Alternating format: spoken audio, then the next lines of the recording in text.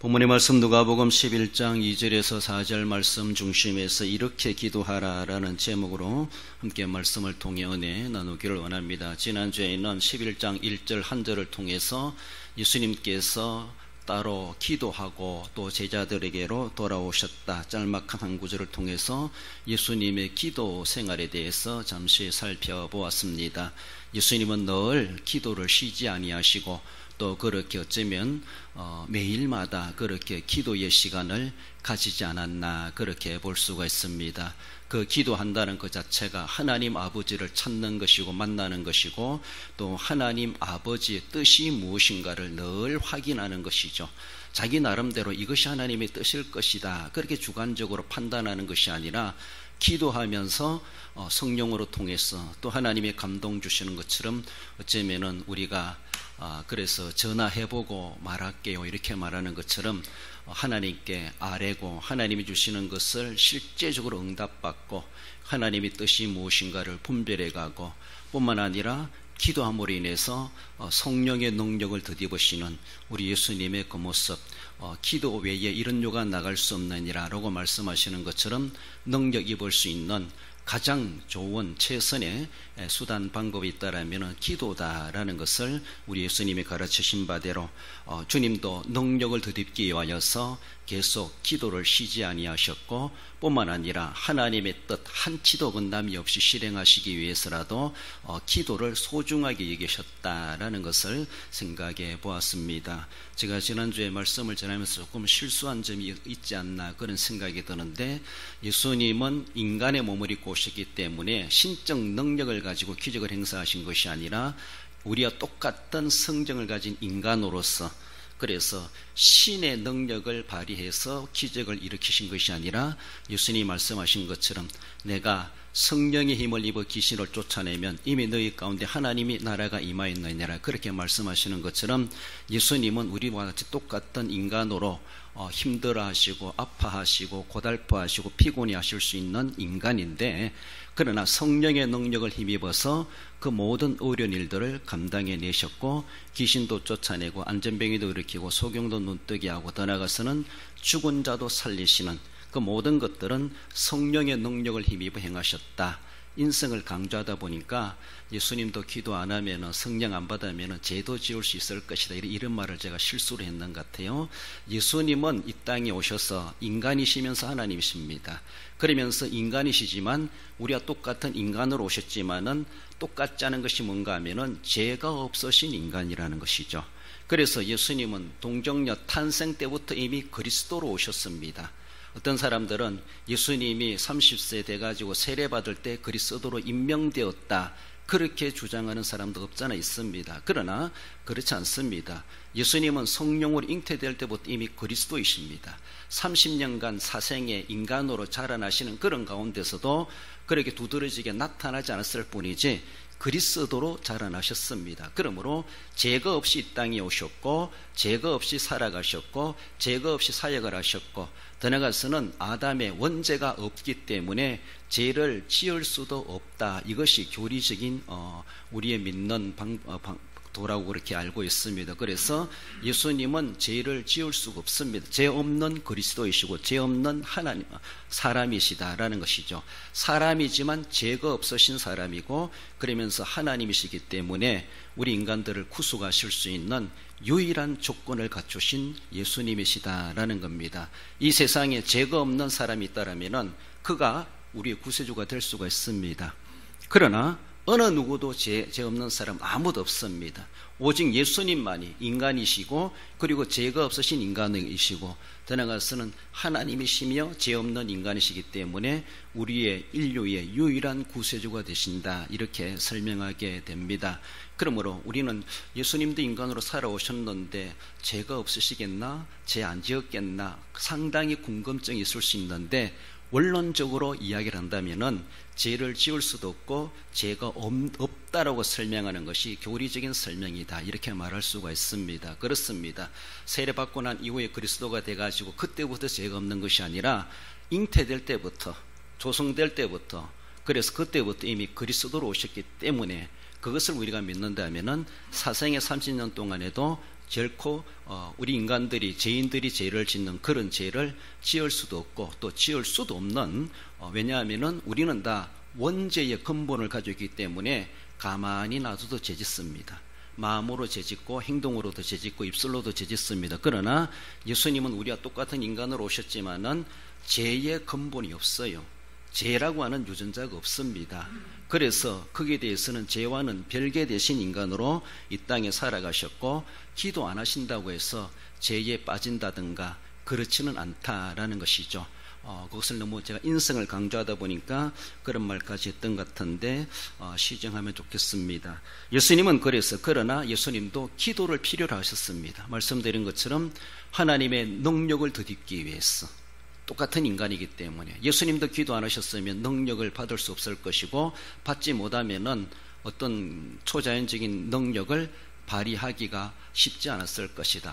할 수 없었을 것이다. 그렇게 볼 수가 있습니다. 그래서라도 인간으로서 하나님 앞에 아버지께 기도하고 또 성령의 충만함을 받고 아버지의 뜻을 따라서 정확하게 한치 어긋남이 없이 나중에는 십자가를 지시기까지 아버지의 뜻을 따르려고 늘 기도로 무장하셨고 내 힘으로 감당할 수 없는 것을 성령께서 핍박과 고난과 환난과 십자가의 고난도 이기도록 힘을 주셨고 그래서 이겨내시고 감당해내셨다라는 것을 생각해 볼 수가 있습니다. 우리도 그래서 늘 기도해야 되고 기도 외에 이런 요가 나아갈 수 없다라고 말하는 것처럼 능력을 원하신다라면은 기도해야 되고 하나님의 뜻을 알기를 원한다면은 기도해야 되고 그래서 하나님이 능력 줄 때까지 하나님의 뜻을 깨우쳐 주실 때까지 우리는 더 깊이 있는 예수님을 본받아 기도할 수 있어야 할 것입니다. 이제 예수님께서 제자들에게 이렇게 기도하라 가르치는 오늘 본문의 짤막한 내용이기도 한데 일명 주기도문이죠.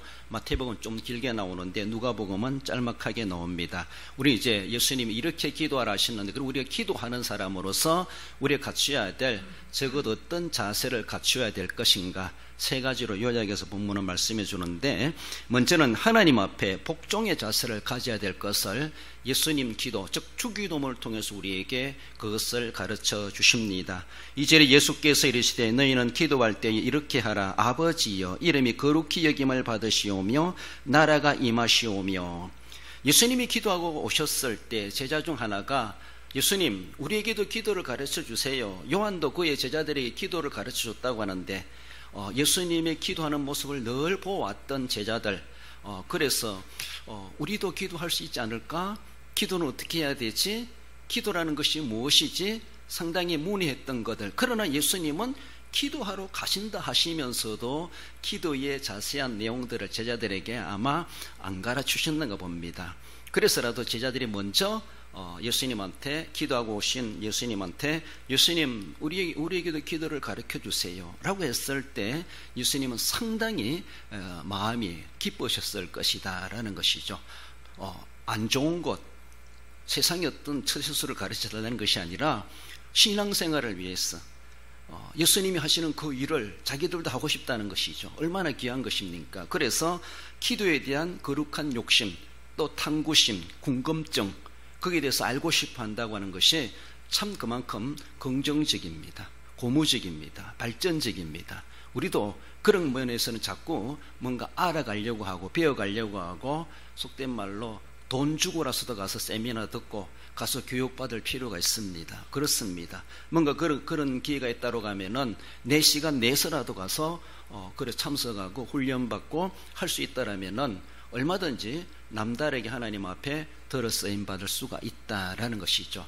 여러 가지 세미나들이 많죠. 뭐 상담도 있고 전도 세미나도 있고 또 교회의 어떤 행정에 대한 세미나 이런 것도 있고 교회법에 대한 세미나도 있고 온갖 세미나들 참 많습니다. 참석하려고 그러면은 어떤 수련회 가서 본다 할지라도 그런 것들도 있고 그래서 그런 것들이 우리가 좀 적극적이고 능동 긍정적인 자세로 나도 그렇게 알고 싶다 라고 하는 그런 자세를 가지는 것은 상당히 귀한 것이고 우리 주님이 기뻐하실 만한 일이다라는 겁니다. 목사님 가르쳐주면 배우고 안 가르쳐주면 우린 모르겠고 해주면 배우고 받고 안 해주면 나도 모른다 생각하지 마시고 제가 다 못해드리는 것 밖에 나가서라도 배울 수 있다면 얼마든지 배울 수 있습니다. 그렇잖아요. 그리고 또 그런 거 필요한 거 있으면은 우리도 그런 세미나를 목사님이 안 하시면 외부 강사를 불러서라도 한번 하면 좋겠습니다. 이런 것도 괜찮습니다. 그렇잖아요. 늘 듣던 제 설교 듣기보다 헌신예배 때 외부 강사 각 기관에서 초빙하세요. 그래가지고 또 다른 말씀도 다른 스타일의 말씀도 들어볼 필요도 있고, 그것도 또 하나의 새로운 모습이 있을 수가 있습니다. 아무튼 좋은 것에 대해서는 우리가 좀 더 적극적으로 나서는 그런 자세, 예수님이 그렇게 상당히 반가워하셨을 겁니다. 그래서라도 예수님이 바로 응해주시는 그런 모습이 이렇게 기도하라라고 하면서 예수님이 일명 주기도문을 가르쳐 주셨다라는 겁니다. 오늘 예수님이 하나님 앞에 복종의 자세를 가진다는 것이 뭔가 하면은 이 2절 말씀은 하나의 두 가지의 모양 상태가 나타나는데, 뭔가 하면은 위로는 하나님의 이름이 거룩히 여김을 받으시오며, 그리고 아래로는 나라가 임하시오며, 이렇게 말할 수가 있습니다. 우리가 중간에 선을 긋고 이렇게 생각해 볼 때, 위로는 하나님의 이름을 존귀하게 여기고 하나님께 찬양하고 기도하고 예배했을 때 하나님의 이름이 영화롭게 되는 거예요. 하나님의 이름이 존귀 여김을, 거룩히 여김을 받는 것이에요. 그래서 우리는 하나님 이름이 거룩히 여김을 받도록 하기 위해서 예배하고 찬송하고 기도하고 헌금하고 예수님께, 하나님께 올려드리는 행위들은 그 이름을 거룩하게 여기는 행위다, 이렇게 말할 수가 있습니다. 오늘 기도의 내용으로 바라볼 때 다른 말로도 표현할 수 있겠지만은, 위로 올려드리는 것은 하나님의 이름의 영광을 위해서,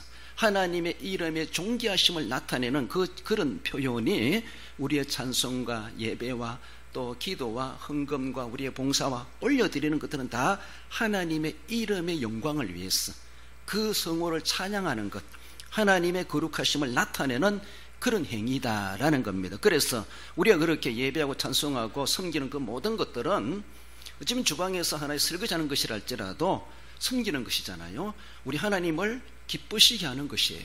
그래서 그 좋은 자리를 잘 지켜갈 수 있다고 하는 것, 내가 이렇게 작지만 미미하다고 하지만 내가 이렇게 일을 하는 것에 대해서 하나님의, 주님의 이름으로 주님 앞에 내가 행한다고 생각할 때 하나님이 내 모습을 보시며 주님이 기뻐하시겠지, 주님의 이름이 영어롭게 되길 원합니다, 내 입술의 말과 내 행함의 삶을 통해서 하나님의 이름이 존귀케 되기를 바라는 그런 자세.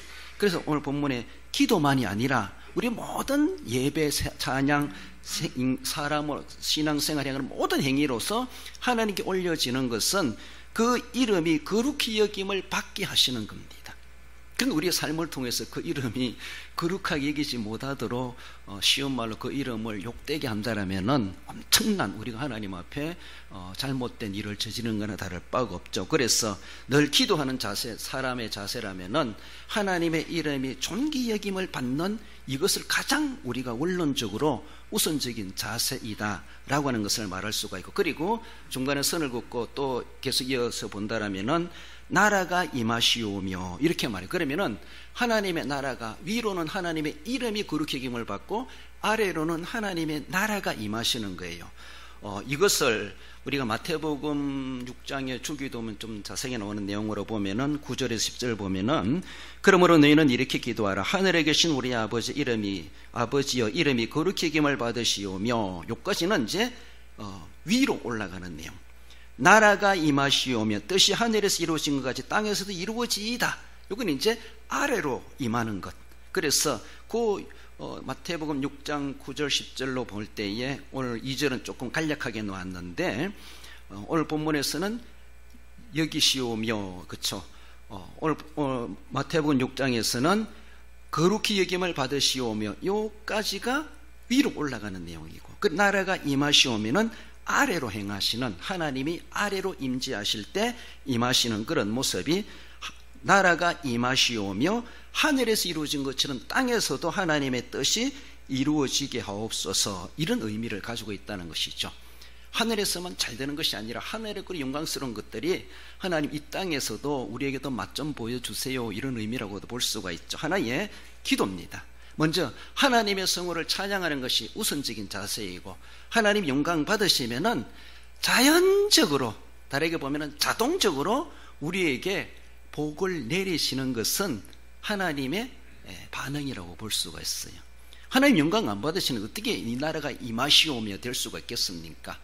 하늘에서 매여 있는데 땅에서 어떻게 풀리겠습니까? 그렇죠. 하늘에서 뜻이 이루어졌으니까 아래에서도 땅에서도 이루어지게 하시는 하나님의 반응, 하나님의 응답은 자연스럽게 일어난다는 것이죠. 그래서 기도하는 자세는, 사람의 자세는 먼저 하나님의 이름을 영어롭게 하는 자세.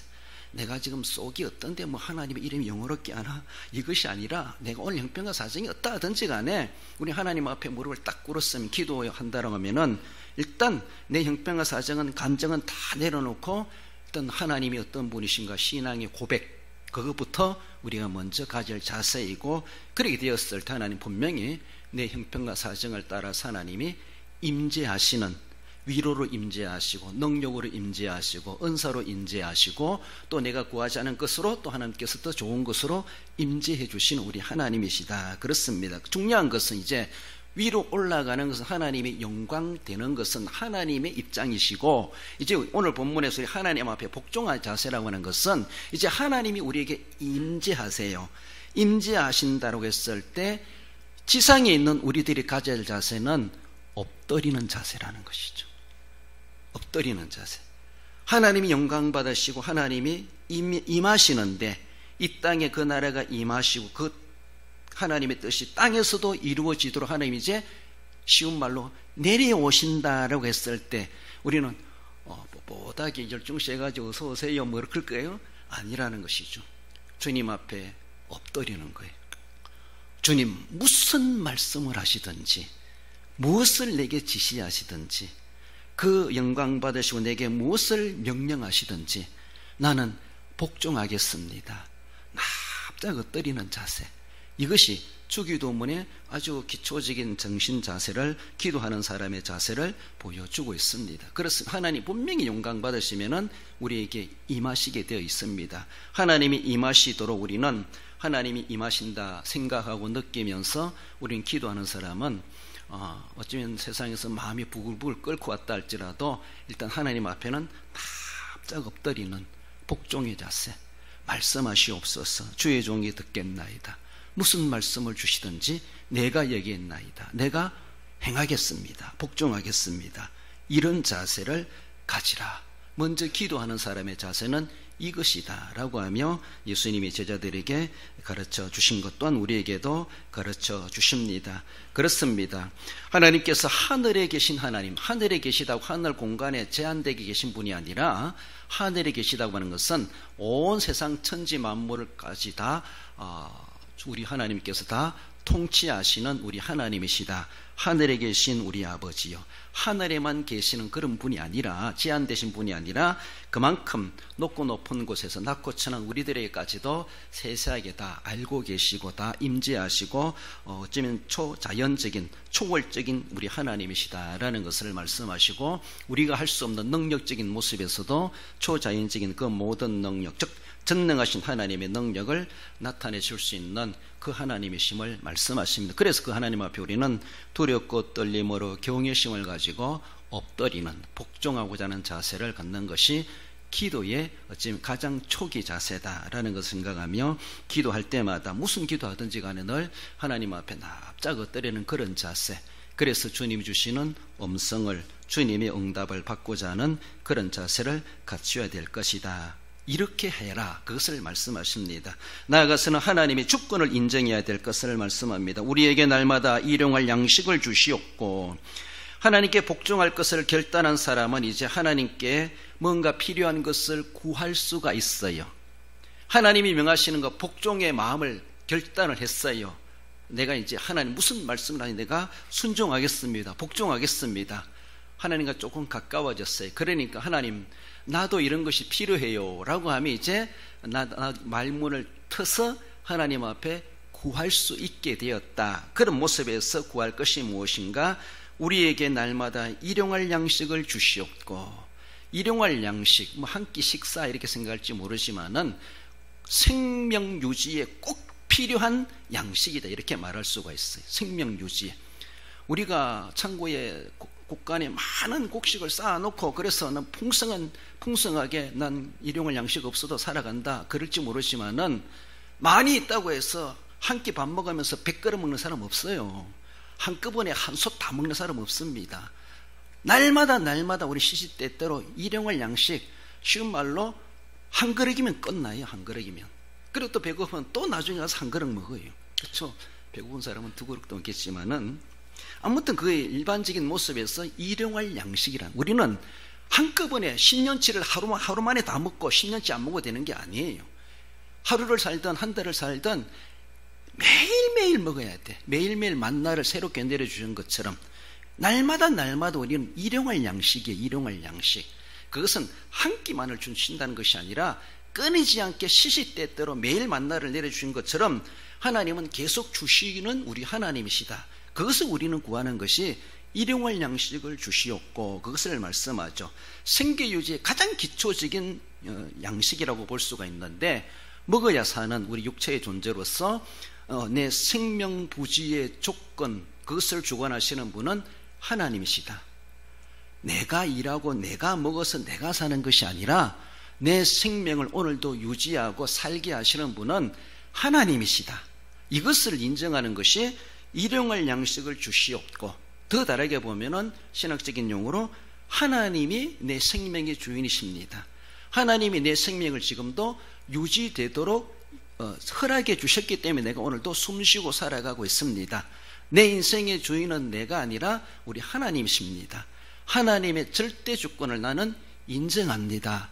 그 인정하는 그 자세가 뭔가 하면은 내게 일용할 양식을 주시옵고, 하나님 내가 일용할 양식이 끊이지 않게 주시옵소서. 다르게 보면은 생명이 이어졌다 끊어지다 그런 게 아니잖아요. 늘 이어지게 해달라 이 말이지. 늘 이어지게. 내가 내 생명 연결고리를 이어가는 것이 아니라 하나님이 오늘도 지금까지도 단절되지 않고 이어주셨기 때문에 오늘도 살아가고 있는 거예요.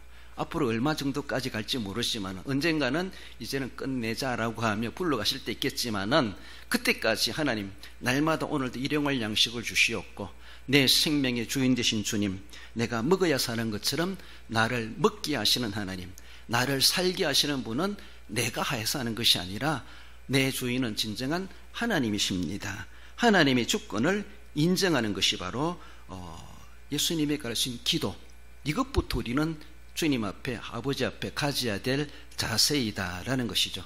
많은 사람들이 일용할 양식 필요 없고 자기 힘으로 자기가 먹고 싶으면 먹고 뭐 하고 싶으면 하고 안 하고 싶으면 안 하고 내 것 가지고 내 마음대로 하는데 대먹지 못한 소리 하는 사람들이 있어요. 그래요. 자기 생명 자기 마음대로 하는 거예요. 내가 죽고 싶으면 자살하면 되는 거예요. 내가 안 먹고 싶으면 안 먹어도 되는 거예요. 물론 한 끼 안 먹는다고 죽는 건 아니겠지만은 하나님의 주권을 인정하지 않고 자기 마음대로 뭔가 하려고 하는 것 자체가 이미 하나님의 것을 도둑질한 거나 다를 바가 없고, 하나님의 자리에 자기 자신을 올려놓는 거나 다를 바가 없어요. 우상이 따로 없어요. 자기 자신이 자기를 우상으로 삼고 있는 거예요. 하나님을 섬기지 않고 하나님의 자리를, 자기 자신을 갖다 놓고 자기 힘으로 뭔가 살아가는 것 같고, 이 자체가 엄청난 교만한 모습이고 하나님 앞에 도전한 행위고, 하나님의 주인 되심을, 하나님의 주권을 가로채는, 자기가 주인 노릇하려고 하는 영적인 역적과도 같은 역모를 꾸미는 거나 다를 바가 없습니다. 세상에서도 역모를 꾸미는 사람은 삼족을 멸하지 않습니까? 그것처럼 하나님의 자리를 넘보고 하나님이 하시는 일들을 인정하지 않고 자기가 뭔가 하는 것처럼 대먹지 못한 그것이 얼마나 하나님 앞에 불량스러운 그런 모습인가, 용서받지 못할 죄일 수도 있다라는 것을 우리는 늘 생각하며, 하나님 주신 말씀대로 순종하지 않고 아담 하와 때부터 하라는 것 하지 않고 하지 말라는 하다 보니까 결국은 자기 마음대로 자기 멋대로 살아가다가 제 소견대로 살아가다가 결국은 타락하고 범죄하고 하나님 앞에 징계받는 그런 일들이 이스라엘 역사사에서도 여러 번 우리에게 보여주고 있습니다. 하나님의 주권을 인정하는 자세가 필요하다라는 것이죠. 그 자세를 가지는 사람이 기도하게 되어져 있고 하나님이 진정으로 응답해 주신다. 신약 성경에서 말해주는 것처럼 우리는 그저 청지기에 불과해요. 청지기에. 세상에는 그 어떤 내게 관련되어 있는 것, 내 이름으로 등기되어 있다 할지라도 내가 주인이 아니라 우리는 그저 청지기에 불과해요. 맡김받은 자예요. 결국 내가 하나님 앞에 부름받을 때도 내가 가고 싶어 가는 것이 아니고 더 살고 싶어서 사는 것도 아니고 덜 살고 싶어 덜 사는 것도 아니고 하나님이 언제라도 오늘 밤이라도 오락하면 갈 수밖에 없어요. 왜? 가기 싫어도 내가 마음대로 할 수 있는 것이 아니에요. 하나님이 내 생명의 주인이시기 때문에 불러가면 꼼짝 못하는 거예요. 내 생명도 하나님이 주인이십니다. 그러므로 생명도 난 그저 청지기에 불과해요. 하나님이 지금도 허락하셨으니까 생명을 유지하고 살아가는 거예요. 내 이름으로 통장되고 내 이름으로 등기됐다고 내 것이 아니라 하나님께서 그 나를 불러가면 그 모든 등기도 끝나는 거예요. 내 이름으로 있는 거 다 끝나는 거예요. 내 거 아닌 것처럼 결국 우리는 주님 앞에 다 반납하게 되어져 있고 우리는 그저 맡김받은 관리자에 불과하다. 그래서 각자 개인마다 맡겨놓으신 그런 관리자로서 청지기로서 남에게 관리하라고 맡길 것이 아니라 내게 맡기신 것은 내가 책임지고 청지기 노릇을 잘 해가고 주인이 보자고 했을 때 얼마든지 주님 앞에 보여드릴 수 있는 그런 자세가 필요하다라는 겁니다. 시편 136편 25절에 보면은 모든 육체에게 먹을 것을 주신 이에게 감사하라. 그 인자하심이 영원한 이로다. 가장 기초적인 감사의 조건은 우리 생명 부지를 위해서 양식을 주시는 하나님, 생명을 주시는 하나님이시다. 그러니까 이제 우리 모든 대적들을 멸하신 이에게 감사하라. 그 인자하심이 영원하십니다. 홍해를 건너게 하신 이에게 감사하라. 뭐 이런 여러 가지 이제 내용들이 나오는 거예요. 우리를 생명을 주시고 다른 것들도 부수적으로 계속 이어지는 것들이 이제 감사하라, 감사하라, 감사의 조건들이 생겨나는 것이죠. 그렇습니다. 그러므로 오늘 본문에서 일용할 양식을 주시옵고 하나님의 주권을 인정한다고 하는 것은 양식뿐만 아니라 생명이 시작된 그로부터 생명 살아가는 그 모든 필요한 은총들은 다 하나님의 주권적으로 우리에게 허락해 주심으로 우리가 받고 누리고 있다. 그러므로 우리가 오늘도 어떤 다양한 은사와 능력과 실력을 가지고 살아가든지 간에 내게 있는 생명으로부터 내게 있는 모든 것들은 다 하나님이 주인이시고 하나님께 언젠가 돌려드려야 될 나는 청지기에 불과하고 주신 바대로 하나님이 기뻐하시는 대로 우리의 생명과 몸과 우리 가지고 있는 은사와 달란트와 직분과 재주와 또 직장과 소유물과 모든 것들은 하나님의 기쁨을 위해서 정당하게 사용할 수 있어야 될 것을 그렇게 말씀하십니다. 하나님의 주권을 인정하지 않은 그 자체가 엄청나게 잘못된 일이고 기도하는 그 자체가 기도한다는 그 자체가 하나님은 나의 모든 것이 주인이십니다. 이런 자세, 기도자의 자세여야 될 것을 말씀하죠. 나아가서는 하나님과의 관계 회복을 말씀합니다. 4절 읽어볼까요? 우리가 우리에게 죄 지은 모든 사람을 용서하오니 우리 죄도 사하여 주시옵고 우리를 시험에 들게 하지 마시옵소서. 그렇습니다. 하나님의 주권을 인정하고 이제 하나님 앞에 복종의 자세를 가지고 하나님 앞에 일용할 양식을 주시옵소서. 또 하나님께 요구도 했어요. 요구도 하는데 더욱 중요한 것은 하나님과 관계가 어떠한가, 이것을 소중하게 말씀해 주십니다. 지금도 우리가 생각해 볼 때 나와 하나님과 1대1의 관계는 어떤 관계인가? 인간적인 관계에서도 껄끄러운 관계이고 서먹스러운 관계이고 뭔가 마음이 편하지 않는 관계를 인간적인 관계 속에서 해보는 그런 상태도 있는 것처럼 하나님과도 마찬가지라는 것이죠. 사람관계, 아무리 절친한 관계에 아무 허물 없이 난 아무런 은수도 없다, 미워한 사람도 없다 라고 할지 모르지만은 그건 그렇다 할지라도 내가 과연 하나님과의 나와의 대신 관계, 하나님과의 나와의 관계는 어떠한가? 하나님과의 관계, 나는 아무런 허물과 티가 없이 하나님과 완벽한 은혜의 관계를 유지하고 있는가? 우리는 생각해 봐야 되죠. 그것을 오늘 본문에서 말씀하는데 하나님과의 관계는 가로막는 것은 죄라고 하는 것을 죄, 가장 근본적인 죄라. 물론 죄만이 아니겠죠. 이제 죄가 해결돼야 다른 것도 해결되겠지만은 일단은 가장 근본적인 하나님과 관계를 끊게 하는 것은 이간질하는 것은 죄라는 것이죠. 그래서 죄를 두고는 어떤 하나님의 이름이 거룩히 여김을 받는다든가 하나님 나라가 내게 임한다든가 응답이 된다든가 왜? 가로막혔는데 안 된다는 겁니다. 그래서 가장 중요한 것은 가로막힌 것이 없도록 하나님과의 나의 관계가 제대로 소통되고 있는가, 회복되고 있는가, 유지되고 있는가, 이것이 너무나 중요하다는 것이죠. 그 관계는 더 나아가서는 하나님과의 관계가 원만하면은 인간관계에서도 확인할 수 있다는 것이죠. 하나님이 너 나하고 친하고 싶으나 너 이웃하고 먼저 화해하고 오너라. 하나님 그렇게 먼저 요구하실 수도 있어요. 무조건 대신관계만 잘 되면 된다 이것이 아니라는 것이죠. 대인관계도 원만해야 돼. 하나님 그것을 그렇게 말씀하십니다. 나에게 예배하기 전에 형제와 불화했던 거 화해하고 와서 예물을 드리라 말씀하지 않습니까? 너 그래가지고 나하고는 계속 친해질 수 없어. 하나님은 그렇게 말씀하실 수 있습니다. 그러니까 어떤 큰 죄가 있다 이런 것보다가도 오늘 본문에서 우리가 우리에게 죄 지은 모든 사람을 용서하오니 우리 죄도 사하여 주시옵고 우리를 시험에 들게 하지 마시옵고. 이 말은 하나님과 하나님과 친하게 지내고 싶습니다. 하나님과 가까이 지내고 싶습니다. 하나님과 정말로 늘 소통하며 절친의 관계를 맺고 싶습니다. 그렇습니다. 하나님도 우리를 그렇게 가까이 하고 싶어 하세요. 가까이 하고 싶어 하는데 가로막힌 것이 있어. 뭔가 틈이 있게 하는 것들이 있어. 그것 때문에 우리 하나님도 우리에게 강제적으로 가까이 오지 않습니다. 우리가 뭔가 가까이 한다 할지라도 하나님도 가까이 하실 수가 없다라고 하는 것이죠. 죄는 하나님과 관계를 어렵게 만들고 단절케 하고 결국 죄는 하나님과 점점 멀어지게 만드는 가장 근본적인 요인이다 라고 하는 것을 말씀하며, 그래서 이웃지간에 서로 용서하오니 내 죄도 용서해 주시옵소서. 그래서 하나님 나와 아름다운 화목의 관계를 맺고 싶습니다. 이것이 우리가 기도하는 사람의 자세이고, 기도한다라면은 늘 이런 화목한 관계, 하나님과의 화목, 이웃과의 화목은 기도하는 사람으로서 가장 보편적인 그런 모습으로 열매 맺어져야 될 것을 그렇게 말씀하십니다. 우리 에베소서 2장 14절 읽어볼까요? 그는 우리의 합형이신지라 둘로 하나를 만드사 원수된 것 곧 중간에 막힌 담을 자기 육체로 하시고. 그렇습니다. 다른 것 응답이고 이거 다 떠나가지고 하나님께서 가장 근본적인 이 문제를 해결해 주시기 위해서, 원수된 관계를 해결하기 위해서 독생자까지도 내려보내서 희생제물이 되게 하셨어요. 그것이 얼마나 중요하면은, 이게 해결 안 되면은 성령 충만?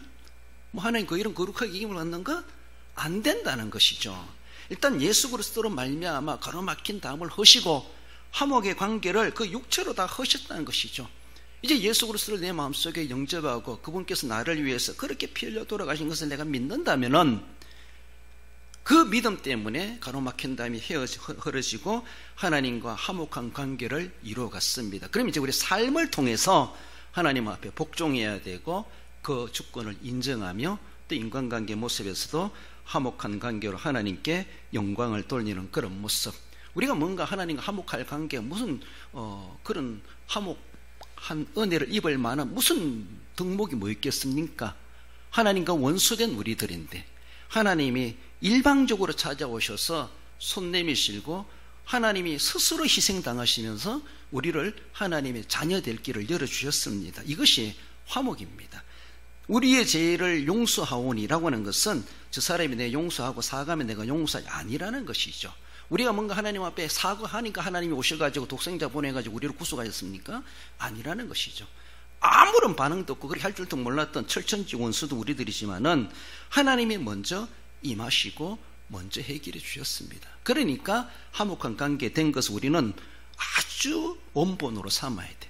그러므로 이웃과의 관계에서도 저 사람이 뭔가 내게 오면은 나도 하지, 이것이 아니라는 것이, 오든지 말든지 우리는 하나님의 구속의 은혜를 우리는 본받아 간다라면은 그 사람이 나를 어떻게 했다, 나는 일단 내 본분을, 내가 해야 될 도리를 그리스도 안에서 행하는 것이, 이것이 바로 모든 사람의 죄를 용서하오니 이런 말입니다. 그러므로 하나님과 나와의 관계도 해결될 수가 있고 기도 응답이 되고 하나님의 은혜와 복을 누릴 수 있는 아주 이러한 비결을 우리에게 말씀해 주셨습니다. 그러므로 기도의 결론을 통해서 응답을 받고 그 최고의 목적은 하나님과 늘 소통하는 관계. 그래서 예수님도 늘 기도하시면서 하나님과의 허물되지 않는, 가로막힌 것이 없도록 늘 허시는 그런 관계, 하나님과 화목한 관계, 아버지와, 그래서 복종하시고 그의 주권을 인정하시며 절대 순종해 가셨던 우리 예수님이 기도하신 것처럼 너희들도 그렇게 기도하고 즉 그런 기도의 삶을 살아가라 라고 이렇게 기도하라, 이렇게 하라, 이렇게 살아라, 이것을 우리에게 말씀하셨다라는 것을 늘 기억하며 우리도 그렇게 할 수 있어야 될 것을 말씀합니다. 결론적으로 읽어봅시다. 늘 쉬지 않고 기도하신 예수님을 본받아 기도하되 하나님 앞에 복종의 자세와 모든 것에 하나님의 주권을 인정하며 제 용서와 회개로 하나님과 화목한 관계를 이루므로 더욱 온전하고 성숙된 성도가 됩니다. 그렇습니다. 우리 하나님께서 아무것도 모르는 우리에게 먼저 찾아오셔서 원수된 것, 곧 중간에 막힌 담을 그 육체로 허셔주셔서 나 같은 것이라도 하나님의 자녀 삼으신 걸 늘 기억하시면서 늘 기도하는 생활로 하나님 앞에 복종의 자세를 가지시고 그리고 하나님 주권을 인정하며 하나님과 늘 끊임없는 아름다운 관계를 맺어가심으로 하나님께 응답받으시고 또 온전하고 성숙된 성도로 주님을 기쁘시게 합당한 우리 모든 성도 여러분들 되시기를 주님의 이름으로 축원드립니다.